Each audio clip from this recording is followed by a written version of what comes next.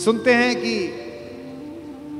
इंद्र माताली से, जो उसका सारथी है, जो उसका ड्राइवर है, उससे बोला कि रथ लेकर चलो। उसने कहा अभी तो दिन पूरा चढ़ा हुआ है, मैं कैसे आऊं? उसने कहा देखने आओ कि युद्ध कितना सुंदर हो रहा है। अभिमन्यु जिस दिन जा रहा था लड़ने के लिए, उसने सबके पैर छुए। युधिष्ठिर ने कहा जीते रहो मेरे लाल।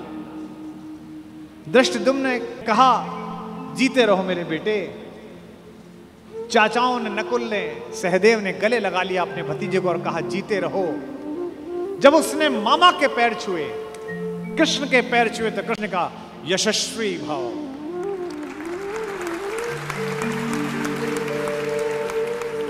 जब अभिमन्यु शिविर से बाहर निकला और कृष्ण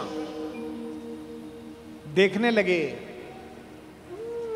तो द्रौपदी ने कहा मेरा बेटा जीवन की सबसे बड़ी लड़ाई लड़ने के लिए जा रहा है कान्हा, सबने उसको जीते रहो का आशीर्वाद दिया, तुमने नहीं दिया।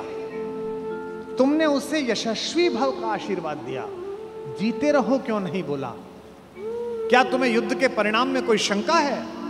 तो कृष्ण ने जो बात कही वही जीवन के युद्ध में भरत वाक्य बनाना।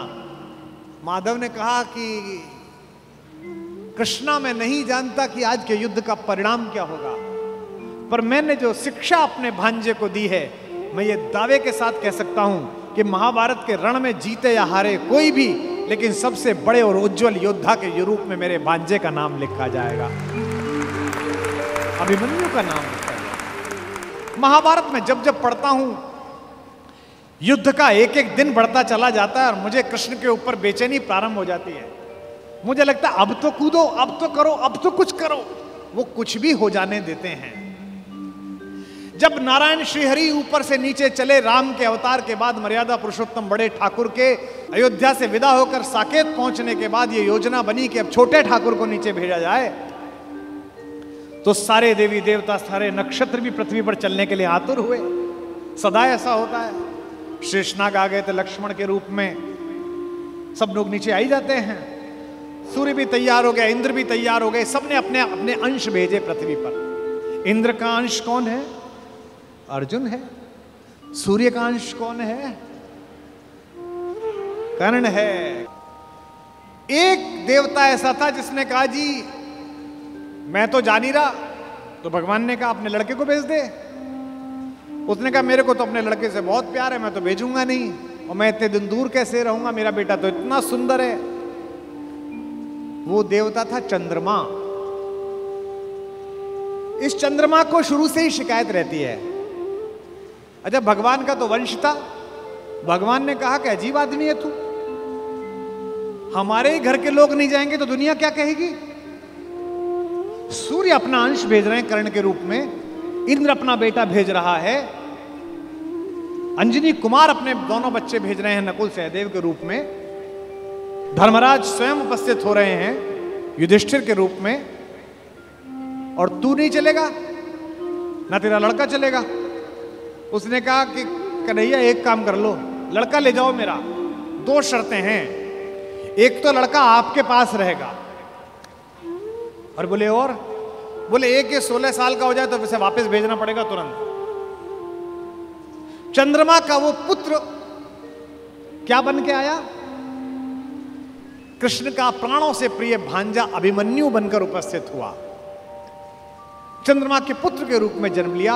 और भगवान का अगर कोई योग्यतम शिष्य है जिसने भगवान से शस्त्र विद्या सीखी है, वो अर्जुन का बेटा अभिमन्यु है। अपने पिता की तेजस्विता से भी वो आगे है। इस समय दुनिया की IVF लैब्स ये बता रही हैं कि प्रसव के काल में जो कुछ सुना पढ़ा गया है उसका बच्चे पर असर पड़ता है। और हमारे यहाँ हजारों वर्षों से माएं प्रसव के दिनों में गीता का पाठ कर रही हैं, बाल गोपाल का चित्र सामने लगा के रखती हैं कि उनके घर में भी कन्हैया जैसा बालक पैदा हो, राधा रानी जैसी बिटिया पैदा हो। ये हम सब का मन है, पहले से परंपरा से आया है हमारे यहाँ। तो चंद्रमा ने अपने पुत्र को अभिमन्यु बनाकर भेजा। एक दिन ऐसा आया महाभारत के युद्ध में, जब योजना पूर्वक कुरुक्षेत्र के मैदान से खींचकर अर्जुन को अलवर की तरफ ले जाया गया। मत्स्य प्रदेश की तरफ, विराट की नगरी की तरफ। अर्जुन युद्ध की सीमा क्षेत्र के बिल्कुल आखिरी हिस्से पर पहुंच गया, जहां से सूर्यास्त से पहले लौटना संभव नहीं था। अब यह पांडवों के शिविर में चर्चा का विषय बना कि ये जो चक्रव्यूह सजा दिया गया, इसे तोड़ेगा कौन? किसी को नहीं आता तोड़ना, इसमें घुसना ही नहीं आता, केवल अर्जुन को आता है। तब अभिमन्यु ने कहा कि ताऊ जी, मुझे इसमें घुसना आता है, क्योंकि जब पिताजी मां को यह बात सिखा रहे थे तो मैं गर्भ में था और मैंने ये विद्या सीखी थी। तो बोले बेटा बहुत अच्छा है, फिर निकलना भी आता होगा? बोले नहीं, जब तक उन्होंने इससे बाहर आने का मार्ग बताया तोड़ने का, तब तक मां सो गई, तो मैं बाहर निकलने का नहीं सीख पाया। सारे चाचाओं ने और ताऊओं ने कहा कोई बात नहीं बेटे, तू तोड़ दे, निकाल तो हम लेंगे। भाई महाबली भीम, जिसकी एक मुष्टिका से विंध्याचल के पर्वत छोटे हो गए, जहां जहां उसका पैर पड़ा हिंदुस्तान में 1,00,000 जगह है जहां भीम बैठिका है। जिस पत्थर पे चले जाओ बड़ा सा गड्ढा है, बोले ये भीम का पांव रख पड़ा हुआ है। ये देश महान है, इस देश में 2-3 जगह हर जगह मिलती हैं माता सीता की रसोई, जहां जाओ वो मां की रसोई मिलती है। क्या बढ़िया प्रतीक शास्त्र है। दुनिया के 44 देश घूम लिए, इसी क्षण भी अगर भगवान वापस बुलाए और ऊपर बुला के पूछे कि तेरे सत्कर्मों के कारण तुझे देश चुनने का अवसर दिया जाता है, तो मैं दुनिया के सारे देश छोड़कर फिर यही चुनूंगा जहां की मिट्टी में गोपाल लेटा है, जहां के पर्वत पर्वत पर हमारी मां ने भोजन बनाकर उन पर्वत श्रृंखलाओं को तपस्या का केंद्र बना दिया है, जिसके रेणु रेणु पर अपने चरण रखकर राघवेंद्र सरकार भगवान श्री राम, मर्यादा पुरुषोत्तम ने और लीलाधर योगेश्वर कृष्ण ने जिसे चंदन बना दिया है। भगवान चुप रहे, किसी ने उनकी सलाह न ली। सेनापति धृष्टद्युम्न थे, द्रुपद पुत्र। सेनापति ने योजना की कि कोई बात नहीं बेटा, मामा ने भांजे को आज्ञा दी कि कोई बात नहीं, तू चला जा इसके अंदर और हम सब तुझे निकाल लेंगे।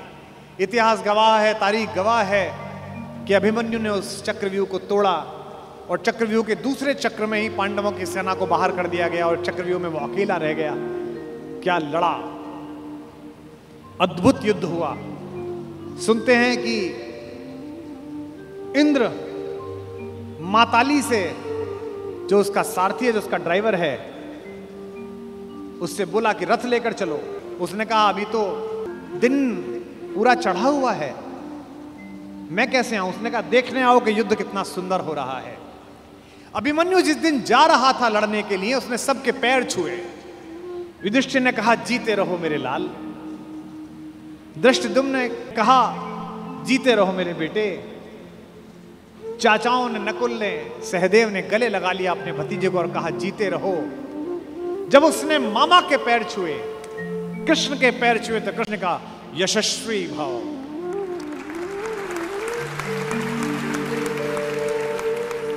जब अभिमन्यु शिविर से बाहर निकला और कृष्ण देखने लगे, तो द्रौपदी ने कहा मेरा बेटा जीवन की सबसे बड़ी लड़ाई लड़ने के लिए जा रहा है कान्हा, सबने उसको जीते रहो का आशीर्वाद दिया, तुमने नहीं दिया। तुमने उससे यशस्वी भव का आशीर्वाद दिया, जीते रहो क्यों नहीं बोला? क्या तुम्हें युद्ध के परिणाम में कोई शंका है? तो कृष्ण ने जो बात कही वही जीवन के युद्ध में भरत वाक्य बनाना। माधव ने कहा कि कृष्णा मैं नहीं जानता कि आज के युद्ध का परिणाम क्या होगा, पर मैंने जो शिक्षा अपने भांजे को दी है, मैं ये दावे के साथ कह सकता हूं कि महाभारत के रण में जीते या हारे कोई भी, लेकिन सबसे बड़े और उज्जवल योद्धा के रूप में मेरे भांजे का नाम लिखा जाएगा, अभिमन्यु का नाम।